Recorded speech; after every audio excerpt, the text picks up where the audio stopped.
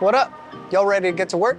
We are once again working on the Glasspar, which is now mainly a rolling frame. We learned a whole lot regarding this car and how things were built in the 50s. We also received a ton of great feedback from you guys in terms of how we went about disassembling this very old and very rare car. Some of you even said you would have a panic attack if you came across some wiring like this. Anyway, we got a little bit more disassembly to do before we can start cleaning up this frame. As you guys know, this car is primarily made up of three things: metal, fiberglass, and wood. And that brings us to a very important question. How much wood could a woodchuck chuck if a woodchuck could chuck wood? Anyway, as you guys know, wood does not do very well with aging. It will swell, it will crack, it will rot. We have a lot of these inner panels that are made out of wood. Depending on the condition of the wood, we can either reuse or we will have to trace and remake it. And example number one, here is a very rotted out piece that I doubt we will use again. It's kind of just disintegrating as we pick it up. So obviously this can't go back in the car, so we might have to retrace this and make it out of another piece of plywood or something else. Luckily, the firewall was in very good condition, so we would be able to trace it and remake it or refurbish it, maybe. But even the firewall has been through a lot of modification. You can see it's been cut and patched before. A lot of these holes were for things that were not even in use. So I doubt we will reuse this exact one. We might have to remake it.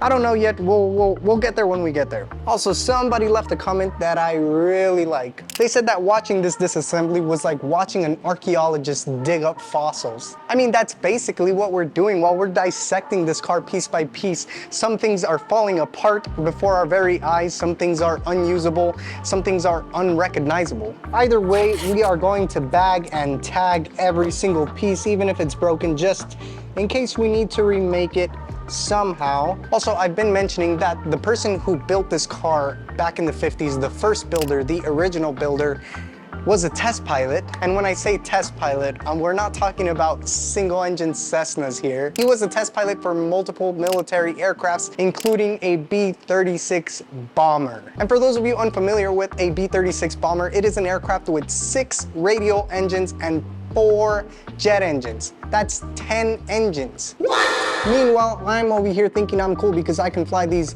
single engine Cessnas. Oh, no. John was a proper badass. That's enough nerding out though, let's get to work. So we got most of the flooring out, but I had to stop because we found something pretty interesting. We have all of our wood pieces here nice and labeled, but if we take a closer look at this one, it gets pretty damn interesting because I've never seen anything like this. You can see this kind of half moon shape that looks to be patched in here and held in with a screw. Also, if you take a close look, you'll see a split right down the middle of this entire piece that goes across and over both sides. We have these 2 pieces of wood stitching this entire piece together in order for that crack not to split it. Interesting. I know some of you guys are sitting at home scratching your head because I was doing the same thing, but we have to remember, guys, this car was built in the 50s. Standards were different, but I mean, everything held. It worked. Something else that I find interesting is that just because it's one way on the driver's side does not mean it's the same way on the passenger side. If we take a look at this area that should be somewhere under the seat, you'll see this aluminum plate, but look, it's different from the one on the passenger side. I'm telling you guys, the more I work on this car, the more head scratching moments I come across. Oh, sick. Navy specification. It says John. Well, holy crap, we just found the most 50s thing that we could have seen in this car. Well, I was just very interested because I could see writing on here. As you can see, it says Navy specifications, and it even says John's on here. So I can see the word compressed, but I couldn't really read what was under it. It's freaking asbestos. Holy crap, that's the first time in my life I've ever come across asbestos. And for fear of mesothelioma, I don't think we're gonna be reusing that piece. Attention. If you or a loved one was diagnosed with mesothelioma. So I went ahead and moved the engine over that way because it was just sitting here peeing in the way, and we need to take the car outside, so we needed the bay door cleared. Yes, you heard that right. We have to go outside in the 105-degree weather, but that's no hardship. Shout out to my boy. Yeah, once again, shout out to my boy Reed. He actually has a nasty LS swap Miata. We should do a review one of these days. Drop a like if you guys think so. But in order to protect this from the heat, we're gonna get a big old canopy. We got a nice 15 by 15 canopy right here that should protect us from the heat. I'm gonna hit the restroom before we get started. Ooh. Woo.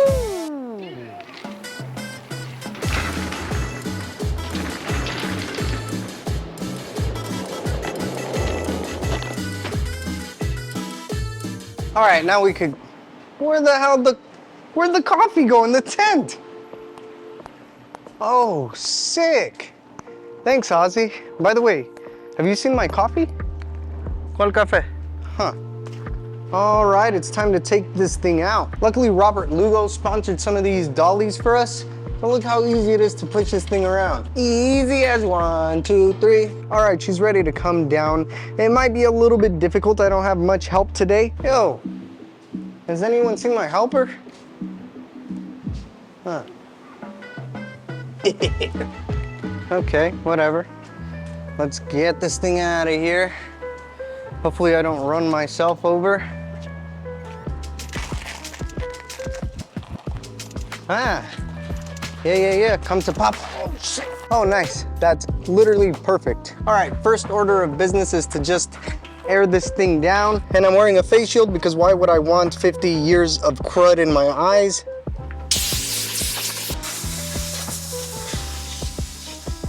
All right, even though these clothes are not the cleanest, I still want to use them, so got a little bit of protection. I was gonna take off the clothes and just put this on, but it's kind of see-through, so that's out of the window. All right, so we aired out the frame and took out all the loose dirt and debris in there. And what we're gonna use to degrease the frame is some Easy Off, some oven cleaner, some Purple Power cleaner degreaser, and a scraper and some brushes. Also might as well take this plate off. Oh, that one was loose already. Nice. Yeah, that transmission tunnel's probably gonna be the worst part of this all. This grease is more caked up than Kim Kardashian. I was looking for this nut and bolt and it was in my shoe. So in order to make our life a little bit easier, we're gonna hit the heavy greasy spots with the oven cleaner. Let it soak. Alrighty folks, the degreaser has been soaking for about 30 minutes. And we got our pressure washer over here. I've also had this thing for almost a decade and she still kicks. She still works good. I'll put the link to this down in the description. But yeah, we're gonna hit it with the pressure washer and then another round of degreaser and then actually use some, whoa. And then actually use some of the brushes to get some agitation in there.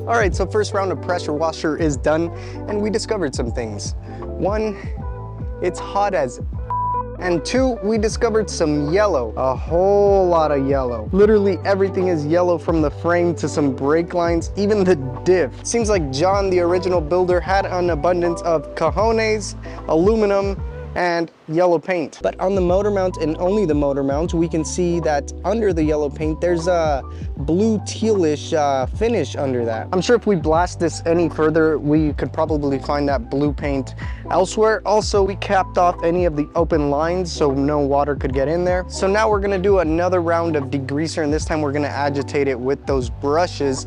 And if you're wondering why we're doing it in this order, the pressure washer is going to lift up any of the light grease and dirt that may be on there, like all of these yellow areas, but it's not gonna take off some of this heavier goo. So in summary, the pressure washer is going to reveal the stuff that we actually need to put some elbow grease in so we're not over here wasting time and energy.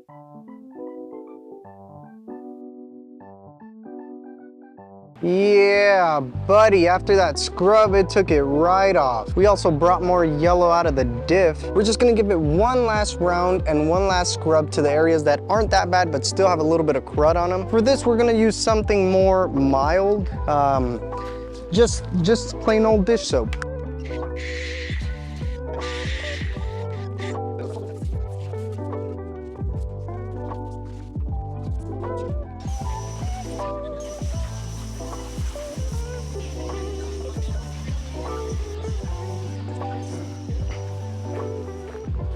All right, now we're gonna roll it out of the shade to let it dry.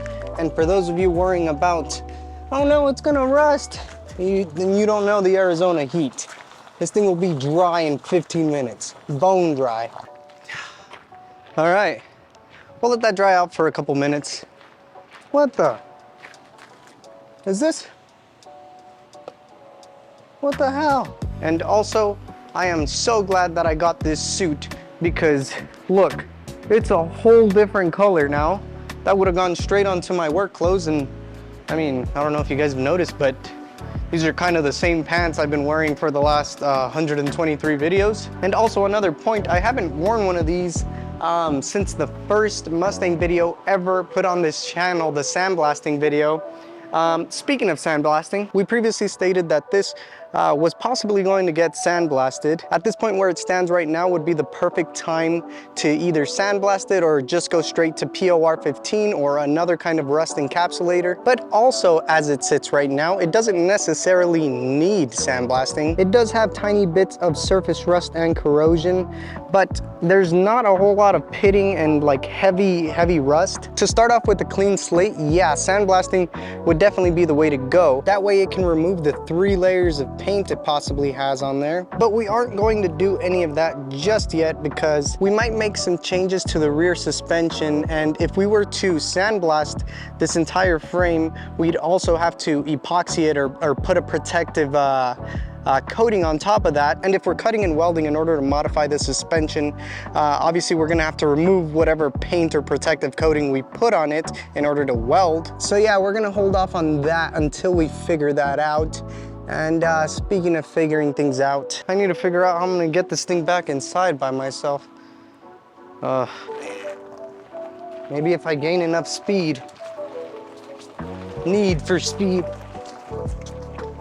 Holy crap, no way! Yeah, baby, that wasn't even that hard. We're up. Call me Angel Protein Cake. Back inside. The frame does indeed look a lot better. This car just keeps on revealing its secrets to us. But after letting it cook in the sun for a while, it is now as dry as your DMs. I did find a couple spots that I missed kind of in there. A tiny bit right here. But again, overall, it is a lot better than it was. We also haven't removed any of the suspension front or rear. And that is because we're gonna run a couple of tests, like a spring rate test, as well as a twist test on the frame.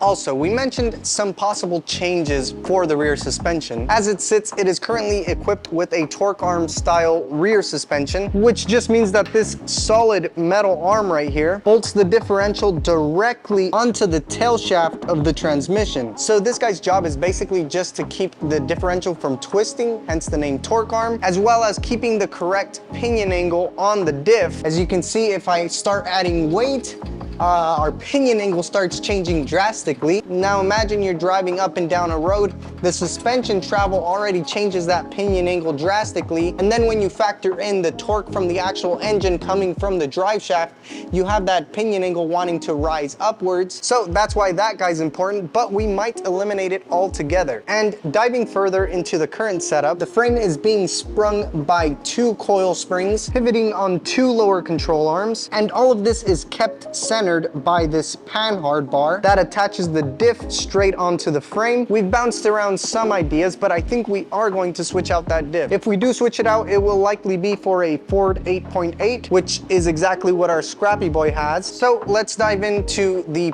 possible changes and fabrication needed to do something like this. Say we were to go with a 3-link setup, which is almost what this was with the lower control arms, the panhard bar. We would just be missing the top link for the upper heim joints. The new rear end would obviously need to be repurchased, which we have done before. If we're swapping in a new engine and transmission, then obviously we can determine what pinion angle we would want. And either way, if we go with a 3-link setup, odds are it's going to be adjustable, so we can adjust the pinion angle accordingly. And then when we get into the front suspension, this is something you don't see very often anymore. The front end is sprung up by a single leaf spring. It is a transverse multi-leaf spring, which basically just means it is upside down. You can see it right here. That's very old school. That's like Model T old school. But we are suspecting that it has one too many of those leaves because there's not a whole lot of give here. There's not a whole lot of travel. Yes, I know the weight of my body isn't going to move it much, but you could see a lot more even with just the rear end. So we might make some changes or modifications there as well. But yeah, that's just one of the million things we have to do to this car. We are working behind the scenes to scavenge some more parts for the scraps thing. We have found a couple more sponsors that will help us out to get that thing driving. For a more up-to-date experience, make sure to check out our Patreon, where we post regular updates as well as experience everyone's sarcasm. Anyway, once again, we've reached a really good stopping point today. So with that being said, thank you guys for hanging out. We'll see you on the next one.